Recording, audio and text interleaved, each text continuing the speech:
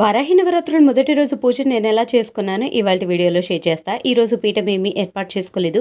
నార్మల్గా అయితే పూజ చేసుకుంటున్నా. పూజ కోసం ముందుగా నైవేద్యాన్ని తయారు చేసుకున్నాను. ఇవాళ మొదటి రోజు కదా, కొంచెం స్పెషల్ గా దేవునికి బియ్యం పాయసాన్ని తయారు చేశాను. పూజ గది మొత్తాన్ని పుష్పాలతోటి అందంగా అలంకరించుకున్నా. మీకు ఇదివరకే చూపించాను కదా, కొత్త చిత్రపటాలను తెచ్చుకున్నాను అని.